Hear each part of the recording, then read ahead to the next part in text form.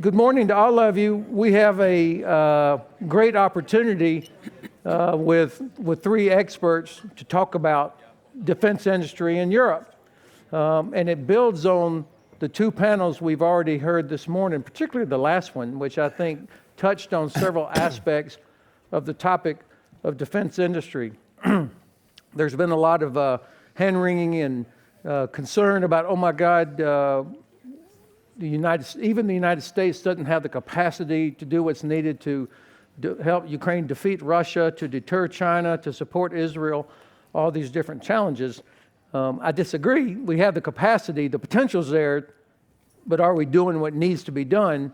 Are the policies the right policies? So that's kind of where I'd like to focus today, addressing those policies and things that need to be done. Our panel is, I think, is well known to everyone. I can't believe I'm losing my voice 3 minutes into this. Esa Rautalinko is the CEO of Patria. Michael Williamson, president of Lockheed Martin International, and also an old Army friend of mine. And then finally, Ms. Tytti, Tuppurainen, who is a member of Parliament, chair of the Social Democrats Parliamentary Group. So we've got industry, Finnish, American, and also a parliamentarian to help us get through this. I'm going to start off with three questions going down the line that are applicable to all, and then I'll come back with a couple of tailored questions unique to each of our panelists. I definitely want to save the last 15 minutes for questions from the audience. But if there's something that like you're struck with religious fervor and you want to interject before then, please let me know. So the first question, which will go to all of you, and I'll start at that end. How can industry do more, lean forward in the absence of government orders? Admiral Rob Bauer, the chairman of the military committee, has been going on for the last 2 years, like industry has to play a role also. You can't just sit back and wait for the government to say, we need 5 million, whatever. Yeah. Esa. Well, the industry has done a lot already today by organizing work in a different way, making forward-leaning investments and so forth. That actually has created, for instance, in ammunition production, a huge increase in capacities, for sure. And also there has been governmental support in Finland, in Norway, in many other countries. But let me paint you a picture, and actually I'm now referring to a study made by McKinsey, a very recent study. So in order to understand the magnitude of things, what we are facing at the moment is that if you take 1990 as a starting point, index 100, the year when basically, the Berlin Wall was down and the Soviet Union was beginning to collapse. So what has happened since 1990 till the end of 2023? And there was a comparison by 12 NATO countries that actually are old member states. The GDP of those countries, instead of the index 100 in 1990, in 2023 was 165. Because of peace dividends and so forth, social costs, welfare, so forth, index 225. What happened with defense? Throughout 3 decades and over, the index compared to 1990 was 80, 85. So only in 2023, in these 12 countries, they were on the level of 1990, when the downfall had already started. So what does it mean in money terms? We can, let's say, 2 comparisons, just to give you the idea of the magnitude. If you take the previous period before 1990, the trajectory throughout the Cold War, compared to what happened, the decrease in that trajectory in defense investments in those 12 countries was 8.6 trillion, not billion, trillion dollars. So that's one comparison. What's the deficit if the countries would have spent 2% of their GDP? The deficit is $1.6 trillion. So basically, I think the magnitude is massive, and there is no industry anywhere in the world that could basically do a game-changing investments beforehand. And therefore, I think what the industry has done, everybody has done whatever is in their powers but also being risk averse in the sense that we can't jeopardize the well-being of the companies and to put them on the verge of bankruptcy. So therefore, we need to work together naturally with the governments. But I dare to say that, for instance, in ammunition, that a lot has happened. Is it enough? No. It's a good start, but we need to work very tightly with this one together as the need is massive. So then you're saying Patria is not in a position without severely risking the viability of the company to go ahead and expand some production capacity or hire additional people in anticipation of what might come. You've done all you can. Well, basically we are doing that, but we don't have the luxury, and I would dare to say that no company in the world would have the luxury of sourcing huge amounts of material and people and so forth, just in case that somebody would make a political decision. So that's not basically possible. So everybody's taking a forward-leaning risk for sure, but there's a pretty fine balance what's viable, and just looking at the financial institutions today, which still are contemplating are we ethical or not, as absurd No, of course. as it sounds. So that's basically where we are. Okay, so Mike, if Admiral Rob Bauer, the chairman of the military committee, was here and he asked you, is Lockheed doing all that it can beyond accepting government orders for production, how would you respond? I would tell him that we're absolutely doing that. And, a really good answer would be to say what my friend Esa just said, and then just stop talking. But I'm not going to let you just do that, though. I knew you would not. So here's the thing, and I'll be short. So the truth is that Lockheed Martin, and I would also offer a number of our, I'll call them competitors and people that we work with every day, all lean forward. And the reason why is that, the processes involved with acquisition in the United States is that sometimes the funding trails. And so we could not be in business if we didn't lean forward. And in the case of when the Ukraine happened, we automatically, without waiting for direction or a specific contract to come, we looked at our production capability, we looked at the manpower requirements, and then the one that we probably should spend some time talking about is also the supplier network. So going back to something that Esa said, there had been years of neglect. And so the question about how much we have increased production has to tie back to from what starting point. And so in the case of Lockheed Martin, I can tell you across all of our different product lines, cases where we have now doubled production from where we were 2 years ago. And you have to remember, we are a long lead business where you're building components that are very complex, require integrated circuits, a lot of lead time necessary. So for us to put in the test equipment, the tooling, the trained personnel to be able to manufacture at rates, that's a pretty significant investment, and it's not one that you can wait 2 or 3 years for all of the funding and the contracting to happen. So it was necessary for us to do that. But what's really important, and I think the point that Esa made that I want everyone to make sure that they understand, is that you were starting at a peacetime production rate that even if you doubled or tripled, it still would not meet the requirements, the demand signals that were coming from customers. And so hopefully as we go through this discussion, we can talk more about what is the right amount of capacity that you want to have. Where do you become inefficient in having too much capability, but where have you left yourself vulnerable because you have not made the investment? Right. I thought the president's comment yesterday was really interesting when he talked about all wars end. The Michael Williamson corollary is, and others will begin. And as such, you also have to do something that I think the Estonian Chad said, and that is, what is the desired state that you want to be in? And so if we now have acknowledged that the peacetime capability and capacity that we've had is insufficient, then what is the real rate that we have to have in place? Right, thank you. Tytti, as a parliamentarian here, what are your expectations for what industry does in terms of leaning forward, anticipating requirements, and what would Finnish voters be willing to support? Thank you, Ben.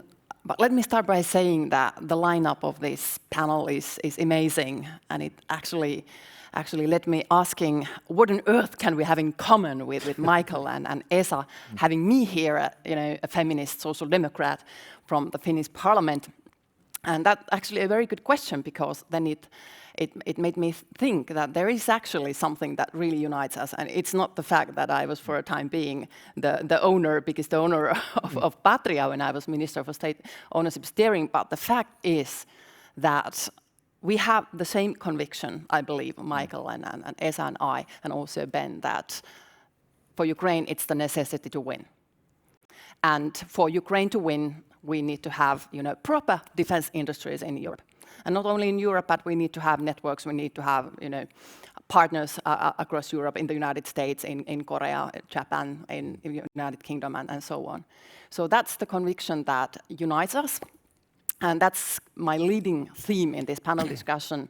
And my main point, actually, Ben, if I may, is I will elaborate it a little bit more in detail later on, but my main message to you is that we need a new social contract in Europe. A new social contract that would include the component of defense and security. We have in Europe the very proud model, the social Europe, social market economy. So far, as we've heard Esa say, we have been lacking the component of defense industries. But that can no longer be the case if we want Ukraine to win. We have to speed up our deliveries for Ukraine and at the same time make sure that our own defense are in good shape. So therefore, the new social contract should be now clearly addressed to our voters and people.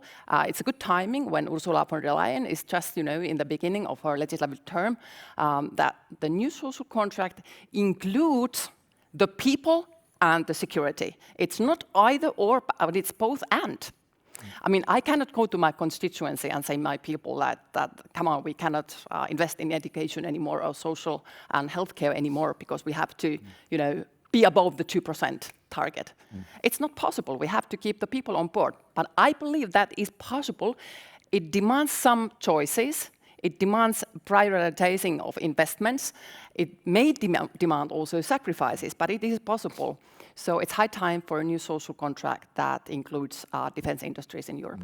Okay, well, let me go back down, starting with you then. Dr. von der Leyen has created a defense commissioner now for the European Union, former prime minister of Lithuania, so it gave us some miles on it, some experience. I love the fact, by the way, that we have two Baltic commissioners now that are responsible for defense and foreign policy for the European Union. What do you expect from Commissioner Andrius Kubilius? What's his role?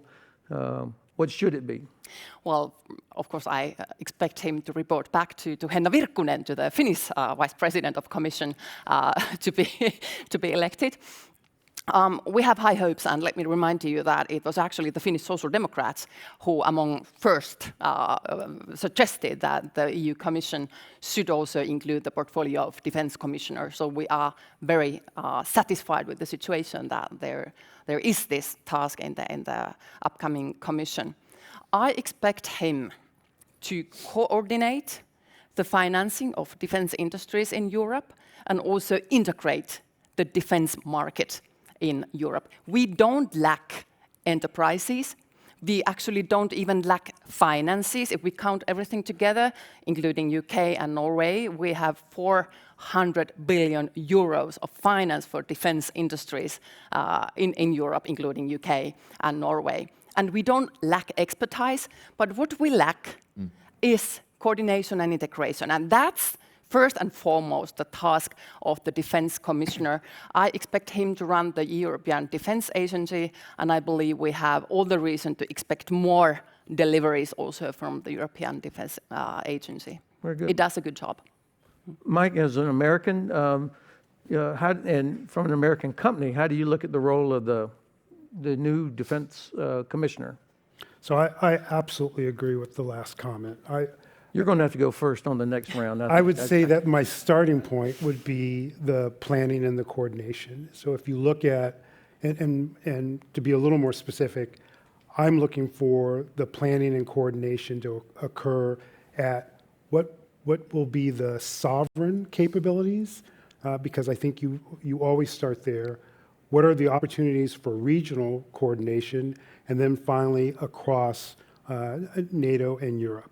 And this is really important because if you don't have that coordination, if you don't have that leadership, you're going to find us oversubscribed in some areas and then undersubscribed in others. And so I think the coordination of the financing to address where there are gaps is critically important, and also in capacity. So again, what is the starting point? Where do you want to position yourself for true deterrence?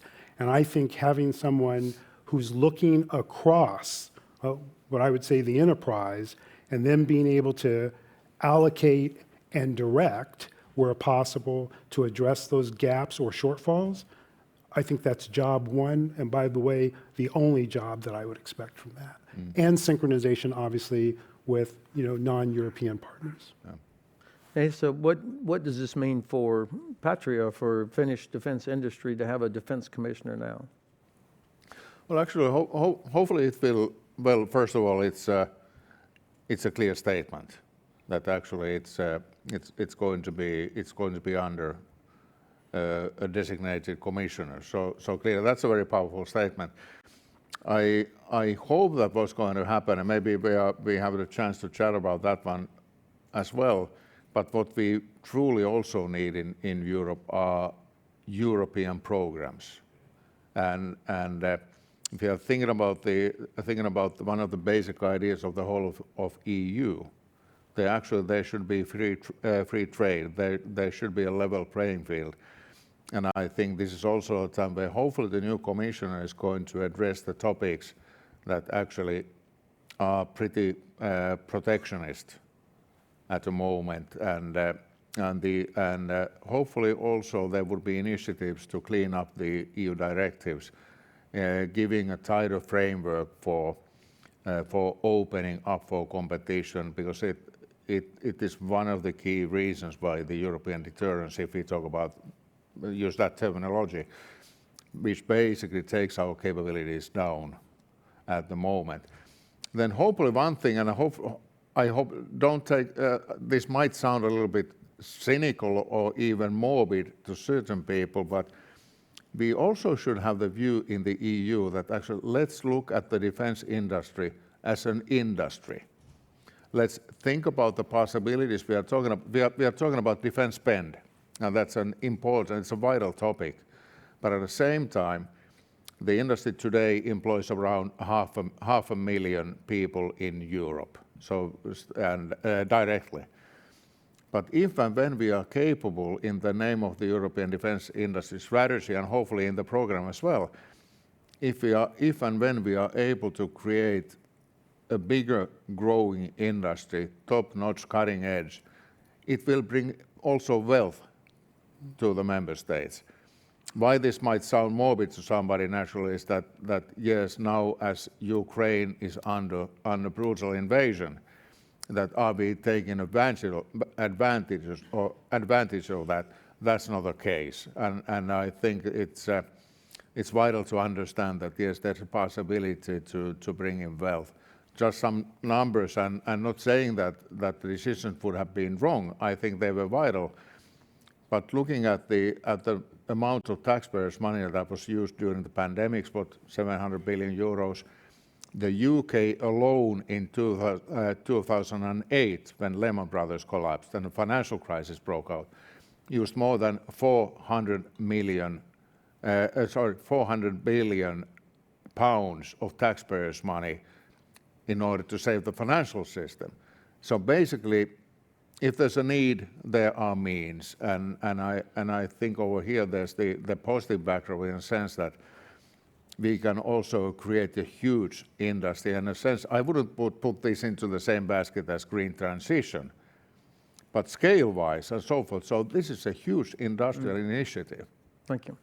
Okay, the third question to each of you is going to be about Ukraine. What are we learning? I've always thought the best organizations were learning organizations that are set up to learn. Michael, start with you, and then Esa, and then Tytti. What are we learning from the war in Ukraine, but also Israel's wars against Hezbollah and Hamas? What are we learning, and how does it affect what you do in Lockheed? So I don't get to agree with. No, you have to go first this time. Okay. You know, I'm gonna, if I could, I'd like to characterize this in maybe a three-legged or maybe a four-legged stool. So I think there's some tenets here that I believe folks will agree with me on. So I think the first thing is agility. So if you think about some of the innovation that the Ukrainians have put in place, that is not invention, but taking existing things, capabilities, whether they're commercial or military, and then being able to employ them in their defense, I think that is a key takeaway for us at Lockheed. I think the second one would be speed, is that this is not something where you take 2 years and do analytics. I think you have to be very, you have to see it, understand, and act very quickly, and so I would add speed. Affordability would be that third one, and you know, I think this goes back to something that was said earlier, and that is, so every nation is making trades about investments in infrastructure, education, other items in order to pay for defense. And so the things that we bring to the table, the capabilities that we bring to our customers, have to have a basis in not only addressing that need, but it also has to be done affordably. And then I think the fourth one, and hopefully this resonates, is strategic partnerships. The relationships that we have with companies like Patria and others are critical. The expectation that one company can address all of the needs is false. It's going to take a network within the defense industrial base in order to do this. And so strategic partnerships with large corporations, and I mentioned suppliers earlier, but also the investment in the thousands of suppliers that are necessary for us to be able to deliver those capabilities. If you don't have those four things, you're not going to be able to respond to a crisis. And that's been our takeaway from the Ukraine situation. Yeah. Esa, for Patria?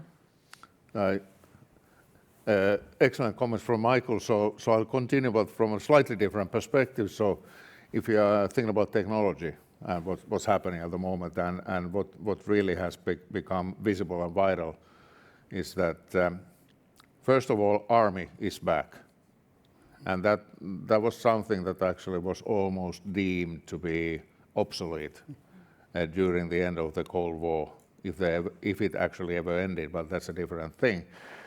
And so Army is back, so those capabilities are vital, that's for sure.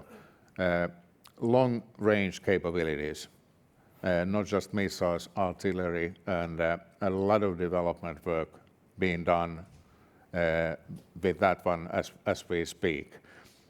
Air deterrence, those capabilities, electronic warfare, anti-jamming, and also jamming capabilities, intelligence, artificial intelligence, and then unmanned systems. Not just drones, but basically anything that can be unmanned, and then the speed of execution. And we can see that, for instance, when we are talking about drones today, so we know that the new innovation, whatever comes to the battlefield today, might be obsolete in 3-4 months. So the ever-evolving development of those new breakthrough capabilities. And then also one learning is that today, in order to have a huge effect, there are also cost-effective ways to do it. So basically, at the end of the day, this is also a financial game, gains and losses also concerning the enemy. So you can do huge damage with a few $1,000s and take out the system worth 50 million or what have you. So all of this is important, and there are so many technological avenues at the moment. But then one more thing into the equation: enough volume. Still, it doesn't really cut the mustard if you have the most sophisticated systems that money can buy, if they are not in large enough quantities. So that's also one of the learnings over here, and I hope that all the nations are now paying attention to that, what actually has happened, because so many things we assumed during the past 30 years have proven out to be wrong, unfortunately, but that's where we are. Also, thank you. Tytti, what has the parliament learned from Ukraine, and how does that affect what you expect for defense? Yeah, very good. 2 points. Number one being that, sorry to say this, but from Ukraine, we have first-hand battlefield experience. And it's an experience that, of course, that we in Europe don't have, but we can get it from Ukraine. And actually, paradoxically, it is an advantage for us that this late arrival to the defense industry scene helps us now, because we don't have to make the mistakes, we don't have to prepare us for yesterday's war, but we can actually build our capacity for today's war. And that is that Ukraine can provide us. I take an example. I know that United States is investing in aircraft carriers, and maybe they can be good in some safe part in the world, but if the adversary has, let's say, hypersonic missiles, then maybe it's not such a good investment. But from Ukraine, we can learn what Europe needs, what kind of war we are waiting in the future, in the near future, and we can invest in something that is really, battlefield tested and works now in the case of need. Second issue, when it comes to Ukraine, it is actually a takeaway that I took with me from Ukraine, where I was 2 weeks ago. I had an opportunity to exchange views with Minister Kamysov, who is the chief advisor to President Zelensky on defense industry matters. And what really struck me the most, it's the growth of defense capacity, in the industry capacity in Ukraine. Just in a 2 years' time span, they have been able to scale their defense material production to a level where they actually don't have lacks anymore in production capacity. They don't have lacks in expertise, as already mentioned. What they are lacking now desperately is funding, but the production capacity is striking. So to my thinking, we in Europe should take the advantage of this fact, while we have to still continue, and we need to continue our deliveries for Ukraine. We could actually do it most cost efficiently by investing in Ukraine's own defense industry. So that is something that could be a good investment, because they already have the assembly lines running. We have the money in Europe, but we don't have the capacity here. So at this point, in the very short term, that would be a very good investment. And in order to facilitate that, my suggestion is that we should treat Ukraine as it already were a member of the European Union, in order to allow Ukraine access to the programs and funding that the European Union has, and also make it easier for joint ventures to invest in Ukraine's defense industry. Mike, you had a follow-up. Ben, I'm sorry, I just wanted to say one other thing, and I should have said this earlier. Whether it's tied to the first or second question, I think the other thing that's a learning point for us, and I would say should be a learning point across all of the folks who are participating, is the notion of interoperability and standards.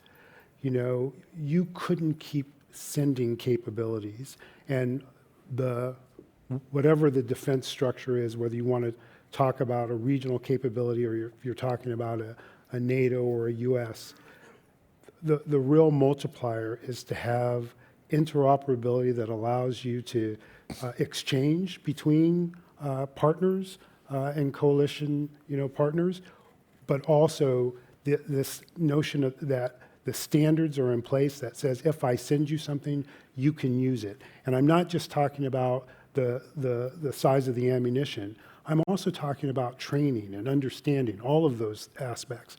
I think we cannot lose sight of how important that is also. Excellent point. Okay, we're down to our last 14 minutes, and I want to get as much from the audience as possible, so I'm going to ask you to say who you are, make a short question, and if it's for a specific panelist, please say who that is, and I'll take two at a time. So, yes, sir. Is that Ben back there? He's the smart Ben back in the room there. Okay. Is there a second one already pending? Thank you. Benjamin Tallis, Democratic Strategy Initiative, Berlin. Tytti, Tuppurainen, I fully agree with you that we need this new social contract, a new societal vision with defense at its heart, integrated, so that we overcome those welfare versus warfare type debates that we continue to see. But you mentioned this requires prioritization and it requires choices. What are those choices? Yes. It comes down to the fact that if we accept it as a reality, that there's an arms race, that Russia is prepared for war, then we have to communicate that clearly to our people everywhere in Berlin, in Thüringen, Sachsen, and Oulu, my hometown Oulu, that we need to prepare for war as well. In order to be prepared, that's the best guarantee for peace. Of course, helping Ukraine is the #1 priority. And it means sacrifices in a way that the investments that we have, they need to flow also to the defense industry. But it's not either or, as I said. If you take, for example, taxation, you can allocate taxation in a way that is socially just. These are choices that every government has to take, values-based. So as a social democrat, I'm intensively advocating for social justice when it comes to taxation, when it comes to investments in healthcare and education.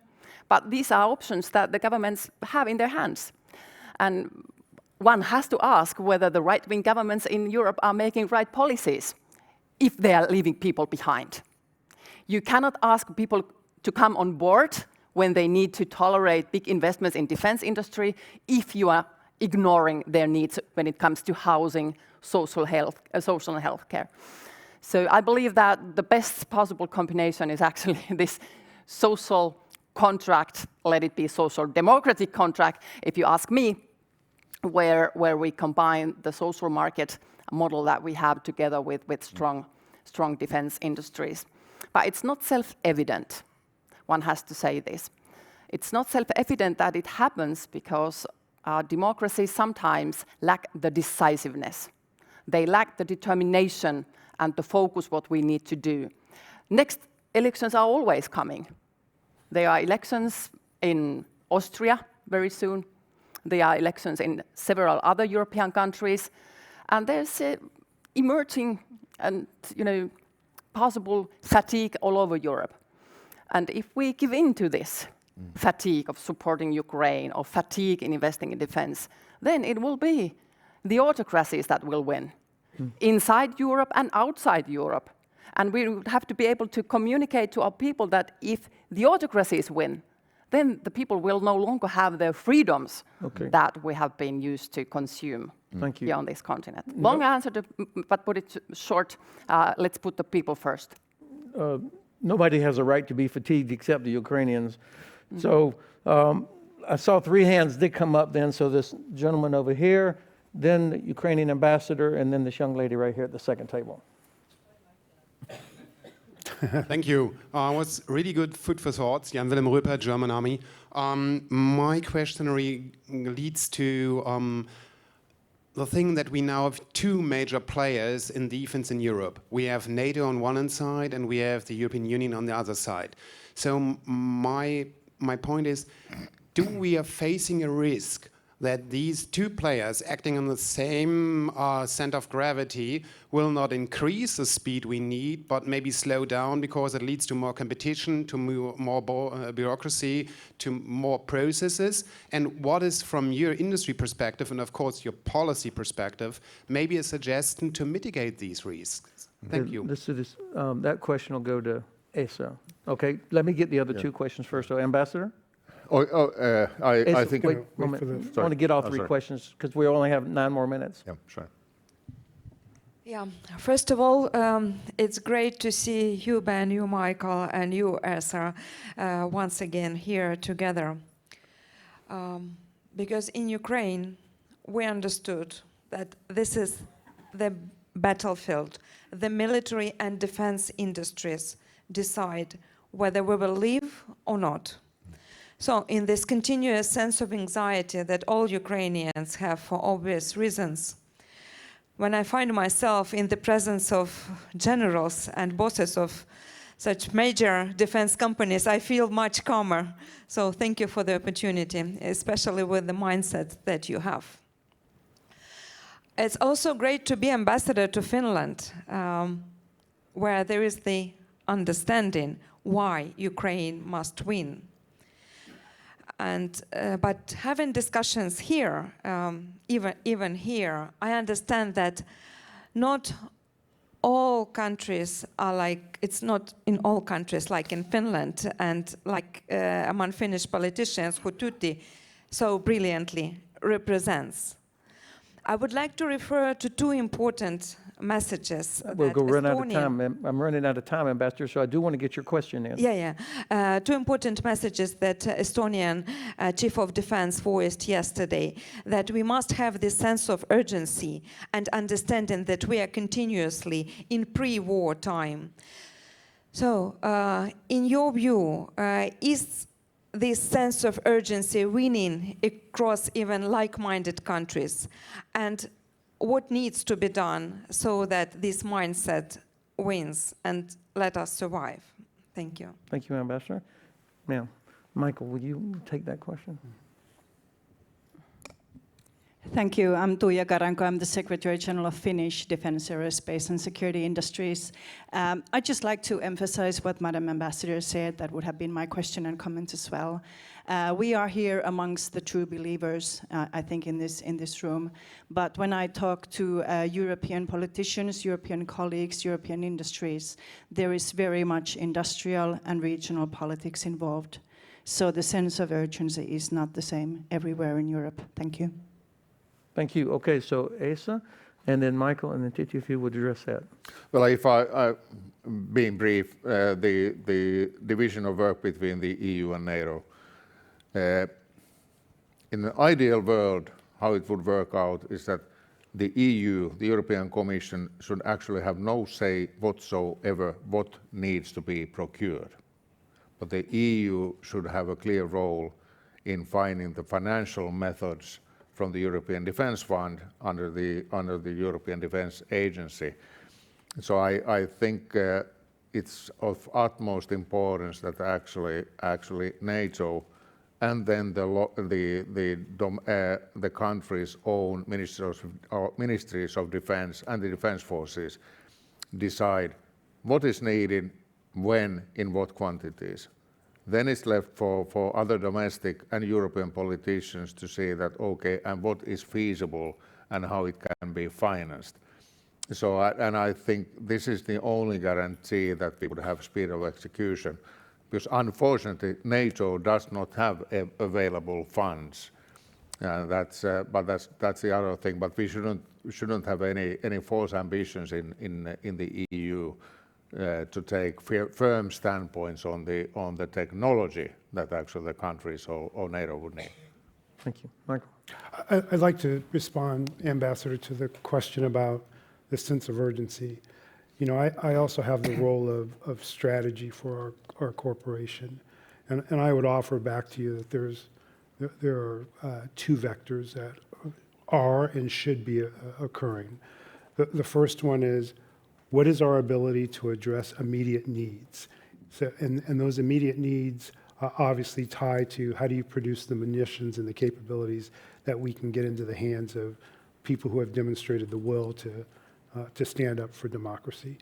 That's critical for us, and we're doing that both with our own internal capabilities. I talked a little bit about doubling production with the resources that we have and are available to us. But I also mentioned the fact about strategic partnerships and relationships, reaching out to non-traditional producers of military capability and incorporating them.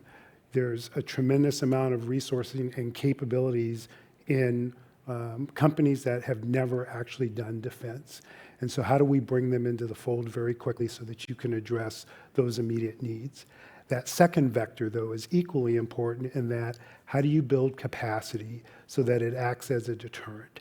How can we decide that this level of capability across NATO, across the US, is sufficient to deter? I would make the argument it has proven not to be. And so, you know, when I look at a graph of funding of defense spending and investment in industrial capacity going back to, you know, post World War II, that graph looks like this, right? It's a sine wave. And I think the difference is what's the consistent level of investment that you have to make in having that capability? So I think the answer comes in two ways.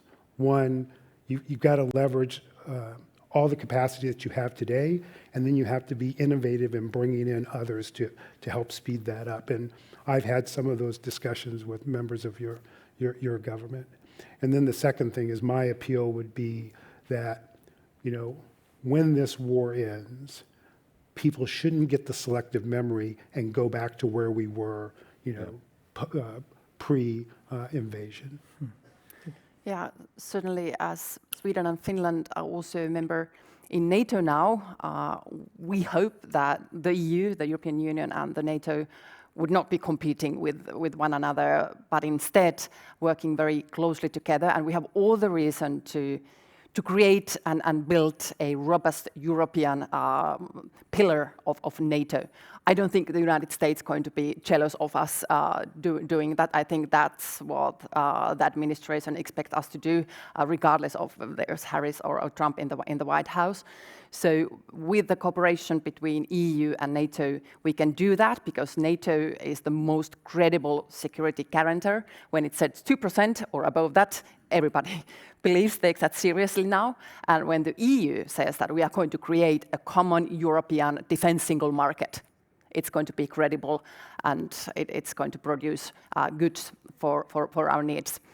You can also make directives, and one thing that I would like to propose is also a directive on military mobility, because it's one thing to have the weapons and another thing to deploy them. So that's also a fact that the EU can contribute also to NATO's operations to make sure that there are the highways and lanes for the tanks and so on. The second question, the matter of urgency. We have long had the principle of helping Ukraine for as long as it takes. But I think that's wrong. That's fundamentally wrong, and we need to abandon this principle now. We need to abandon it now. If we are serious in what we are saying, that it is a necessity for Ukraine to win, we have to instead adopt a principle that we need to help Ukraine as much as it takes, instead of as long as it takes. As much as it takes to give the arms, give the weapons, the ammunition Ukraine needs, and also the permission to Ukraine to use it. So it's no sense to limit Ukraine's right to use long-range missiles. Ukraine has to have the right to use them also inside Russia in order to destroy the places where the missiles are being sent to Ukraine. Yeah. Well, my standing heart rate just went up about 20 beats there.